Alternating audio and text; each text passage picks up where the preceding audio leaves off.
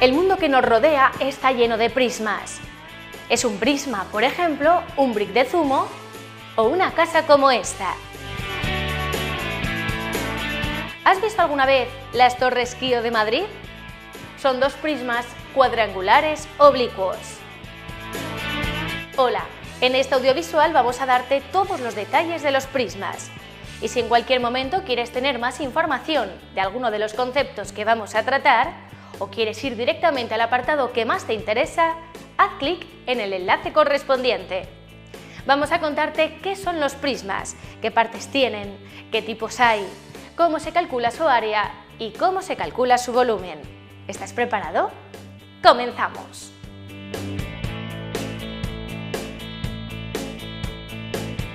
Un prisma es un poliedro que tiene dos caras paralelas e iguales, llamadas bases, y cuyas caras laterales son paralelogramos.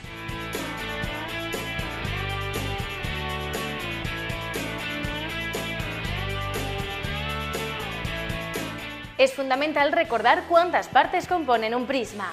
Atento, porque te servirá para hacer cualquier cálculo. Estas son las bases de un prisma. Estas son las caras laterales. La línea formada por la unión de dos caras se llama arista. Si las dos caras que forman una arista son áreas laterales, la arista es una arista lateral. Los puntos donde se unen dos aristas se llaman vértices. Y la altura de un prisma es la distancia entre las dos bases.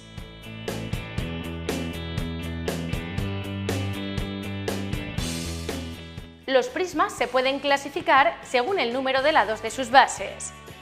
Será un prisma triangular si sus bases son triángulos, cuadrangular si son cuadrados, pentagonal si la base tiene 5 lados, hexagonal si tiene 6, y así sucesivamente. También, según sus bases, distinguimos entre prismas regulares, que son aquellos cuyas bases son polígonos regulares, e irregulares, si sus bases son polígonos irregulares. En función de sus caras, los prismas también pueden ser rectos, cuando todas sus caras laterales son rectángulos o cuadrados, y oblicuos, cuando alguna de sus caras laterales es un rombo o un romboide, es decir, cuando las aristas laterales no son perpendiculares a la base. Además, nos podemos encontrar prismas con nombres concretos. Es el caso del cubo, que está formado por cuadrados iguales tanto en las bases como en las caras laterales. También es el caso de los paralelepípedos, que son prismas con paralelogramos en las bases. Y en concreto, el paralelepípedo, cuyas caras son rectangulares, se llama ortoedro.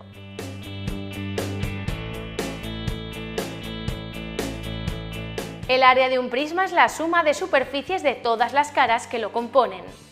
Por lo que para calcular el área de cualquier prisma hay que sumar el área lateral más 2 veces el área de la base. El área lateral es la suma de las superficies de las caras laterales. En el caso de los prismas rectos, el área lateral se calcula multiplicando el perímetro de la base por la altura del prisma. Finalmente, la fórmula queda de la siguiente manera: área del prisma recto igual al perímetro de la base por la altura más 2 por el área de la base. Si quieres ver un ejemplo práctico, haz clic aquí.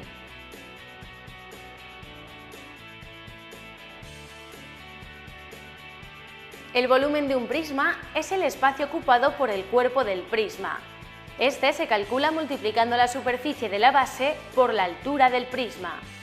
Recuerda que, como hemos visto antes, la altura del prisma es la distancia que hay entre las dos bases.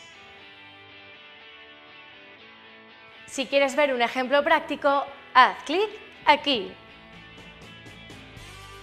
Mira a tu alrededor y verás cómo estás rodeado de prismas. En casa, por la calle, haciendo la compra, incluso los edificios son prismas. Si quieres recordar su definición, sus partes, las clases que existen o cómo calcular el área o el volumen de un prisma, puedes hacerlo con un simple clic.